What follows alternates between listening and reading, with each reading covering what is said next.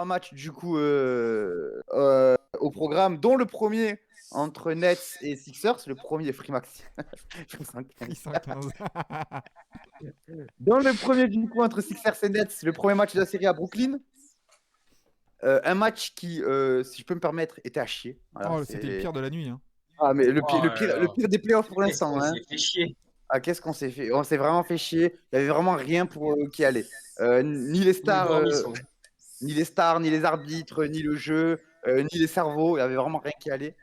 Mais tout de même, une victoire des Sixers, du coup, qui s'imposent au finish, qui font un petit run pour repasser devant à la fin et qui s'imposent, du coup, 102-97 et qui prennent le lead, enfin, qui gardent le lead, pardon, 3-0 avec bon, un bon match, comme d'habitude, de Michael Bridges, même si il y a eu plus de déchets dans le tir, avec un 9 sur 26 au tir en général. Un bon match de Claxton qui a su mettre le physique nécessaire. Et en face, l'inévitable Tariq Maxey qui signe à nouveau une très grosse perf. Euh, Lui, il impressionne vraiment sur ses playoffs, hein. Lui, ça il fait vraiment impressionne. partie de ces joueurs qui sont en train de vraiment être pas mal et de vraiment pas, Imposé. pas exploser, mais confirmer un peu au niveau et confirmer le potentiel qu'il peut avoir, quoi. Il impressionne Ouais, vraiment, vraiment surtout que s'imposer en tant que joueur sur lequel il faut compter quand les grands moments arrivent, quoi. c'est exactement ça. Et surtout que là, aujourd'hui, il a pu prouver qu'il était capable de scorer dans d'autres Ah, circonstances qu'en contre-attaque. il y a Oui. quelqu'un dans le chat, il y a Vlad qui me dit il y a quelqu'un qui est en écho chez nous. Oh, Je vais oh, voir si ça vient de moi, de mes haut-parleurs qui résonnent sur le micro, mais ok. allons-y, messieurs, continuons. Mais du coup, oui, on a Tyrese Maxey qui prouve qu'il arrive à scorer autrement qu'en transition et qui a été très bon en demi-terrain. On a Harden qui a été exclu, mais qui avant ça était super. On a Embiid dégueulasse. Voilà, et je dis en tant que fan d'Embiid, il était dégueulasse. Et on a Petit Tucker, excellent. Excellent, malgré que ça se voie pas trop dans les stats, mais qui a été vraiment le moteur de l'équipe. Enzo, toi, du coup, tu as regardé le match. Qu'est-ce que tu peux nous dire comme avis général sur ce match-là? Ben, on l'a dit, match dégueulasse, hein, vraiment match dégueulasse des deux côtés. Match bizarre où ça commence avec un coup aussi C'est à avec un coup l'envers, merde. d'Embiid aussi sur Claxton qui aurait pu être dangereux et sur lequel Embiid prend une flagrant one C'est finalement. ça. On se demande ce qui va se passer, s'il va être exclu ou pas. Si je dois donner un avis perso, quand tu vois Draymond Green exclu et suspendu, je pense une exclusion au moins d'Embiid n'aurait vraiment pas été trop à ce moment-là. Au final, ça se finit en technique pour Claxton, parce que ça jouera plus tard, et Flagrant One pour Embiid. Et alors qu'après, tu as James Harden qui met un coup. Alors certes, tu vois qu'il regarde avant, machin, etc., qui met un mauvais coup. Mais pour le coup, une Flagrant One aurait, je pense, suffi. Et lui, à l'inverse, est éjecté. Claxton est éjecté aussi. On est sur un match moche dans l'attitude des deux équipes, moche dans la réussite, moche dans le jeu. Vraiment, ça, c'était vraiment pas agréable à regarder. Je pense que tu as quand même un Michael Bridges qui surnageait un peu dans le sens où même en arrivant pas spécialement à rentrer avec des bons pourcentages, je l'ai trouvé relativement colossal en attaque comme en défense. Vraiment, il a pu contribuer de fou. Il est allé chercher énormément de lancers, etc. Il a fait jouer les copains. Non, côté Philly, tu as parlé de Tucker, effectivement. Il y a aussi D'Anthony Melton qui a été vraiment bon sur ce Excellent. match et Très, qui a très mis de impactant, ouais. l'intensité physique, qui a fait un petit dunk contest, hein, au milieu avec deux énormes tomards, dont un double pump au milieu du match pour nous réveiller, parce qu'on dormait pas mal à ce moment-là. Mais voilà, bon, pas grand-chose à dire, si ce n'est qu'on voit à quel point Brooklyn n'a pas d'armes, en fait, C'est n'a ça. pas les solutions et peuvent faire tout ce qu'ils veulent. Ils peuvent shooter bien, ils peuvent shooter mal, ils peuvent bien défendre, mal défendre. Même en face avec Philly, qui a son meilleur joueur qui joue à 2 à l'heure et qui joue vraiment mal, bah, ça suffit en fait pour passer. Je pense que Brooklyn ne reverra pas Philadelphie, ne reverra pas la ville de Philadelphie cette année. Non, c'est ça, Ça hein, risque, il y a, Sport Mediamat, Ça, du ça coup, risque il dit ce match confirme un sweep à venir car même avec des stars à 20%, ça gagne. Quoi. C'est vrai que le match d'Embiid et sa non-expulsion, parce que, appelons ça clairement, il aurait dû être Ah oui, oui. expulsé. Ah oui, Enfin, Voilà. totalement, totalement, c'est totalement. c'est pas, c'est pas un scandale, tu vois, que de dire ça. Donc, alors que, je tiens à le dire quand même, on l'avait souligné, nous, là, Enzo, chez Forever, mais l'arbitrage était très bon depuis le début des playoffs. Ah oui, oui, c'est juste là, il L'arbitrage y a eu, était il y a eu. bon, cohérent des deux côtés, tout ça. Enfin, il n'y avait Bah, pas vraiment de. j'ai C'est le premier j'ai envie de dire. gros scandale, en fait, scandale, entre guillemets, hein, de ces playoffs, Oui, quoi. oui. J'ai envie de dire que c'est un arbitrage à l'image du match qui a été infâme. Et Maxime, j'aimerais te garder au micro pour un peu parler des choix de Jacques Vaughan qui a sorti de sa boîte, on en parlait lors du Ouais. dernier débrief Sixers Nets, qui a sorti de sa boîte Cam Thomas et Joe Harris, qui au final n'ont pas été si performants que ça, si productifs que ça. Joe Harris surtout, qui a été exécrable, Ben, qui n'a servi strictement à rien. Et j'ai une question, c'est est-ce que Jacques Vaughan a fait des paris peut-être sur le match où il fallait le moins en faire? je comprends ta question dans le sens où Game 3, c'était un peu le match à ne pas perdre. Mais dans la dynamique où ils sont, qu'ils le fassent au match 3 ou au match 4, je pense que ça changeait pas grand-chose. Mais moi, le problème surtout, c'est pas forcément le choix des joueurs. Moi, j'avais milité hein, pour que Cam Thomas, genre, enfin, t'as des difficultés à trouver du scoring un peu constant. Pourquoi tu n'essayes pas de développer ton jeune qui est encore sous contrat par rapport aux autres, tu vois, par rapport à Joe Harris et Seth Curry? Le problème, c'est que je les ai trouvés beaucoup trop ensemble sur le terrain. C'est que tu peux avoir un joueur comme ça qui est, bah, tu vois, typiquement, voilà, qui est enfin, que offensif. Tu peux l'avoir, mais il faut bien l'entourer, il faut essayer de le cacher en attaque. Et là, dans les line-up où il était utilisé, Cam Thomas, là, dans les 11 petites minutes qu'il a joué, je ne l'ai pas trouvé si déconnant que ça, offensivement parlant. On a vu Non, qu'il pouvait aller chercher ses points, même aller bien sûr. chercher des points durs, tu vois, après contact et tout. Mais le problème, c'est que quand défensivement, bah, t'en as deux pareils que lui qui sont des portes de saloon ouvertes, bah ouais, là, tu prends l'eau de l'autre côté. Donc, ouais, c'est des paris. Je comprends ta question dans le sens, voilà, Game 3, mais il fallait le faire parce que c'était un peu le match où limite, c'était le match où on se disait, bon, même si ça marche pas, au moins il y a le Game 4 à domicile pour essayer de relancer une machine, quoi, tout simplement. Et, et puis de toute façon, en Vas-y. fait, c'est-à-dire que c'était le pari, eh ben, il peut marcher, il peut ne pas, il peut ne pas marcher. En l'occurrence, on a vu qu'il n'avait pas marché. Moi, je pense qu'il y avait une chose qui était sûre, c'est que si tu faisais rien, tu allais perdre. Donc en fait, tant qu'à faire, à partir du moment où tu es sûr de perdre quand tu fais rien, autant tenter des trucs, hein. C'est Quitte ça. à perdre, autant essayer de faire de tester des choses, quoi. Pas se réveiller à la toute fin et dire vas-y, là je teste, alors qu'au final ça changera strictement rien. Ouais. On, a- Je pense que on- c'est sûr, c'est Vas-y. pas forcément le. Enfin, je sais pas si ça a été le bon match ou pas pour essayer des choses, comme t'as dit, Enzo. Mais je préfère ça que perdre la série et que Jacques Vaughan n'ait strictement rien essayé, tu vois. Oui, c'est ça. On Genre aurait dit, on l'aurait critiqué qu'on s'il en avait rien arrive à la fait. conclusion de bon, ils ont pris 4-0 ou 4-1 et bah, au final, Jacques Vaughan là, il a rien fait. Que je dis n'importe quoi, tu vois, là, il a joué quoi 11 minutes, t'as dit, comme Ouais, 11 Thomas? minutes. Ouais. 11 minutes, il a montré des choses, ça se trouve au Game 4 ou au Game 4 pardon, ou même peut-être 5, il va montrer des nouvelles choses et certes Brooklyn va sortir, mais on pourra avoir certaines satisfactions à se dire bah écoute là Cam Thomas, il a montré des choses dans un match de playoff donc pour la suite ça peut être pas mal. En fait, tu vois, Ça je peut pense donner que des indications, je pense. je vois, il y a Mercurochrome le pansement qui nous met le sweep de la honte après le sweep de la honte. Bon après, c'est pas non plus un sweep de la honte au cas où, Non, hein, non, non voilà. plus, non plus, non Et Je plus. Sport suis pas Mediamat tendu, en qui nous fait. dit les Nets c'est pas équilibré à cause de leurs 25 ailiers, tu vois, Cam Thomas typiquement. En fait, moi le front de courte avec Bridges, Finney-Smith et Cam Johnson, je trouve qu'il y en a un qui doit aller en seconde unité. Je trouve que ça manque du coup, t'as vraiment que Dinwiddie en extérieur, En meneur surtout. en meneur, et après en fait il manque ce poste 2 un peu scoreur pour essayer d'apporter un équilibre entre les deux côtés du terrain. Là j'ai l'impression que t'as Dinwiddie, Claxton, et après ces trois joueurs qui tournent comme ça, mais il n'y a pas vraiment de poste 2 là-dedans. Y a pas, y a... Bah, t'as pas de poste 2 et surtout t'as un meneur dans l'équipe et un pivot dans l'équipe. Donc forcément, ça réduit un peu tes tactiques et c'est pour ça qu'on n'en veut pas à Jacques Vaughan. Mais du coup, Thibaut, toi, bon, je pense qu'on prend pas trop de risques à dire qu'on se dirige vers un sweep 4-0, merci, au revoir.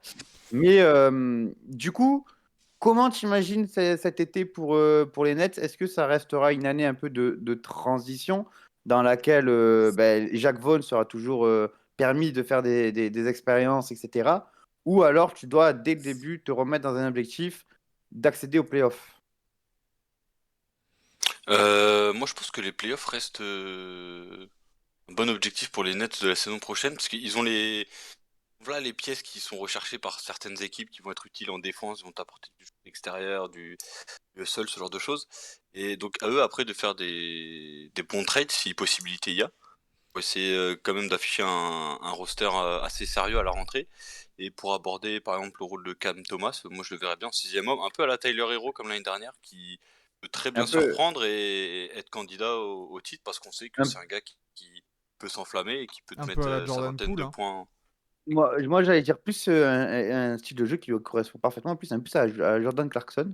Oui. Jordan Clarkson, oui, bien sûr. Qui les deux ont des styles de jeu qui se ressemblent beaucoup. Du Lou Et Williams, ouais, exactement, du Williams, c'est Jamal exactement ça. Crawford, auquel il Donc, avait déjà été comparé quand il arrivait dans la ligue, hein, d'ailleurs. et c'est vrai, c'est tout ça. C'est plus Jamal Crawford, t'as raison. Putain, Enzo, t'es trop fort. Heureusement, t'as un prénom Ouais, de ça fou, va, vous toi. voulez pas qu'on vous laisse, les gars? C'est bon? Mais t'inquiète, on sait des choses en privé.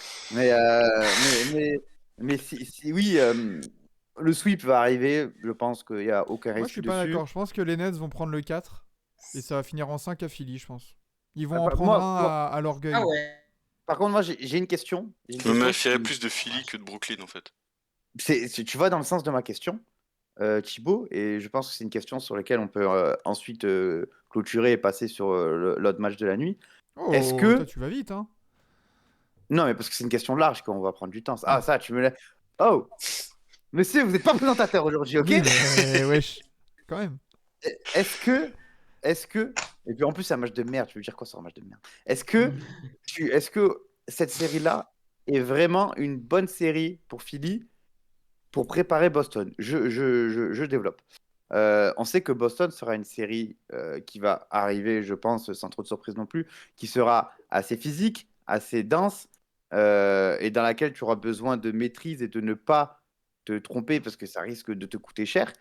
Cette série-là, en claquette, sans réelle prise de sérieux, j'ai l'impression, mis à part le Game 1, est-ce que c'est vraiment ce dont avait besoin de Philly, qui arrivera certes tout frais, sans aucun dégât, que ce soit ni physique, ni moral, ni rien, mais pas forcément préparé collectivement, ni dans l'intensité. Je vais donner la parole à Enzo pour commencer. Toi, qu'en penses-tu? Ben écoute, moi je suis assez d'accord avec toi, justement, c'est ce que je voulais évoquer aussi. C'est qu'en fait, je vois pas comment Brooklyn prend le game 4 parce que même quand Philly fait tout pour perdre, il gagne.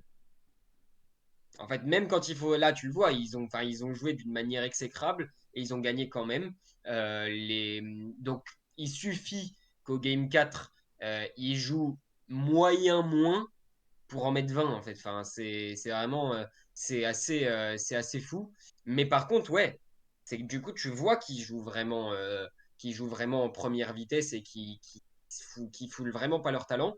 Et, euh, et quand tu vas passer des Nets aux Celtics en termes d'adversité, ah, ça va faire tout drôle parce que là, va falloir mouiller la nuque, hein. Tu vas arriver tout de suite dans le grand bain. Les Celtics, tu as vu qu'ils n'ont pas du tout abordé la série contre Atlanta. Pourtant, Atlanta, on se pourrait se dire à peu près la même chose, tu vois, en termes d'adversité. Mais les Celtics, ils n'ont pas du tout abordé la série contre Atlanta de la même façon, hein. Ils sont arrivés dès le Game 1, même s'ils avaient Ah, eu 6 jours sans jouer. Ils sont arrivés dès le Game 1, dès le premier quart, et ils les ont tabassés. Ils ont mis tout ce qu'ils avaient pour rester dans le rythme. Boston, l'impression qu'ils donnent, c'est d'être dans le rythme, alors que c'est pas du tout l'impression que Philly renvoie.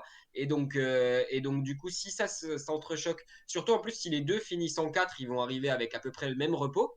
Mais par contre, dans les attitudes et dans ce qui a été développé sur les séries, j'ai pas l'impression que ce soit le même mood du tout. Ouais, moi je suis plutôt de l'avis de Sport Media Match justement qui dit ça va être pareil pour les Celtics. Je pense surtout que euh, ça va peut-être être la série ou la fois où ils vont arriver le plus frais et plus à 100% possible. Et limite, cette série, elle les met déjà en rythme, mais je veux dire, j'ai l'impression qu'ils n'ont pas non plus à forcer, et c'est peut-être pour ça qu'ils. Enfin, je pense qu'ils vont être capables quand même de se mettre concentrés et à fond contre les Celtics dès le Game 1. Hein. C'est pas non plus une équipe qui manque d'expérience, les Celtics, hein, les Sixers. Hein. Tu sais, ensemble, en tant qu'équipe, je suis pas aussi confiant que les Celtics parce qu'en tant qu'équipe, c'est une équipe quand même assez jeune qui a pas beaucoup joué ensemble tant que ça. Tu as des pièces comme Tucker, Harden, même Paul Reed en soi qui fait partie de la rotation, McDaniels aussi qui fait partie de la rotation. En soi, les plus anciens, c'est Embiid et Melton. Donc, ça reste moins de certitude que les Celtics qui ont littéralement grandi ensemble depuis des années et des années. Oui, c'est clair, je vois, mais honnêtement, je pense que c'est pas. C'est pas Mais même un. Melton, il est arrivé de Memphis. Qui ça, Melton? Pardon? Melton, il est arrivé de Memphis Ouais, il y l'été a pas dernier. Ah si non, je longtemps. confonds. Ah, je confonds avec Milton, pardon. Putain, Non, c'est non, ouais, Shake Shake Milton. Ah oui, Milton. Non. Mais Melton, il est arrivé ouais, de l'intersaison dernière. Mais il était sur la route de Memphis. non, non, mais franchement, moi, je suis pas très inquiet. Je pense ils ont l'expérience. Il y a du PJ Tucker qui connaît le chemin. Doc Rivers aussi. Joel Embiid, je pense que ça sera pas le dernier à motiver les troupes et à leur dire, les gars, les Celtics, on les tabasse. Et t'es dur, Enzo. Je pense qu'il va y arriver. Attention. Hein. On parle de Doc Rivers. Hein. Mais allez, c'est bon les gars, les vannes, Doc Rivers, on dirait pareil sur Budenholzer et tout ça. Hein. Oui, Ouais, oui. toi, Thibaut, est-ce que tu penses que, encore physiquement, je pense que ils sont plus que prêts, mais est-ce que collectivement et tactiquement, ils sont prêts pour ce match-up contre les Celtics? Pour l'instant, pas forcément. Après, moi, je serais plus d'avis d'y aller step by step, les gars. Je dis pas que Brooklyn va faire la remontée du siècle et nous win la série, mais je trouve cette série face à Brooklyn à la fois similaire et pas trop similaire par rapport à celle qu'ils avaient eue l'année dernière face à Toronto, où c'était beaucoup plus serré, beaucoup plus physique comme série, il y a un an. Mais au final, ils se retrouvent à win les deux chez eux, Philly, et à arracher le match 3 sur un tir d'Embiid à 3 points, je crois, en prolongue, Il me il me semble, semble. ouais. Ouais. Et derrière, il parle et mine de rien, il s'est retrouvé dans un match 3-2, ouais. 6 à Toronto où ça aurait pu. C'est vrai que là, Bon, on va pouvoir. heureusement, ils ont fait le taf, ils ont win 4-2. Mais j'ai peur un petit peu, je pense pas que ça arrivera, mais que sont un peu similaires que là, Brooklyn gagne le quatrième et se disent eh viens, on va les faire chier, tu vois. On va les faire chier. Ça peut Il y a aller vite. peut-être Hein. moyen. Après, si Philly est un minimum sérieux, il boucle ça, grand max match 5 à la maison, allez hop, merci, au revoir. Ensuite, on va se concentrer sur Boston qui eux aussi risquent de pas traîner, du coup, on n'aura pas trop de repos. Et par contre, là, il faudra que tout le roster de Philly soit vraiment impliqué parce que, comme vous disiez, il y a de l'expérience avec Harden, des gars comme Tucker, mais par exemple, un truc comme Embiid, il est jamais allé plus loin qu'une demi de conf, quoi. Un mec comme Embiid. Ah oui, non, mais bien Et sûr. est-ce que ça risque pas de peser De un peu dans la jouer. balance, sachant que Et qu'en tu, et face, tu- pardon? tu veux un spoiler? Ouais. Il n'ira pas plus loin que 2000 cette année non plus. On verra. Je suis du même avis. Et c'est surtout quoi, que je pense, Boston, ça rigole pas, les gars. On a perdu l'année dernière, c'était un apprentissage. Cette saison, on revient avec le goût de la défaite de l'année dernière. On sait ce qu'on a à faire pour arriver à tel niveau. Et une fois qu'on arrivera à ce niveau, et ben là, on va appuyer sur la touche accélérateur et ça risque de faire mal aux Sixers. Donc, d'abord qu'ils finissent bien cette série face aux Nets. Et ensuite, face à Boston, après, ce sera tout le monde, hein. Après, Le 5 majeur, le banc, même Doc Rivers, hein, je pense tout le monde que se retrouve les Celtics font une superbe série pour l'instant. Je pense tout de même qu'Atlanta, c'est beaucoup plus faible que les Nets sur ces séries-là. Oui. Je pense que tu mets ces Nets-là face aux Celtics. Déjà, le Game 1, il n'y a pas le blowout. Hein. Ça blowout pas. Et ça peut faire beaucoup plus chier défensivement. Si. Je suis pas sûr. Ah, Je suis pas si, sûr. si. Qui est-ce Ah, je suis pas sûr. tu vois, il y a Ouais. DeAndre Je suis Hunter encore une qui fois d'accord défend avec par mon rapport à avis. Michael Bridges, Dorian Finney-Smith et tout ça. Attention, les gars, hein, même Cam Johnson, c'est des très bons défenseurs. Ça peut poser Le plus de 12-4. problèmes. Oui, ça Mais peut, mais offensivement c'est beaucoup moins chiant à jouer Nets que Hawks. Hein. bah, parce que c'est chiant à jouer les Hawks là. T'as personne à l'intérieur qui peut scorer. Trae Young, c'est très Oui, très mais nul. parce que Trae Young est défendu, parce que Trae Young est très bien défendu. Mais vu comment il shut down Trae Young, je pense pas que Dinwiddie il serait encore plus Ah, je nul qu'il parle est pas de aujourd'hui. Dinwiddie, hein. Je parle pas de Dinwiddie. Mais il est sur le terrain, Dinwiddie, mon pote. Hein. Mais non, mais Ça, Qui, c'est qui un autre veut débat. mettre qui sinon à la j'ai place? l'impression C'est un autre débat, c'est un qu'on. autre débat. C'est un autre débat, hein, mais j'ai l'impression qu'on. Ouais, le banc des Celtics fait peur. Hmm. Euh, Après, en plus, Fila depuis 10 ans, les Sixers ne passent chier dessus quand ils rencontrent Boston en playoff challenge. Hein. Ouais, c'est Vraiment. ça. D'accord. Comme l'a déjà dit Embiid, il n'y a aucune rivalité, il nous casse le cul à chaque fois. On Ouais, verra. voilà. On verra, mais Voilà. ouais, on verra bien. Et je pense que c'est un bon, je pense que c'est un bon mot pour conclure ce débrief de match entre, Oui, d'accord. oui, entre Sixers et Nets.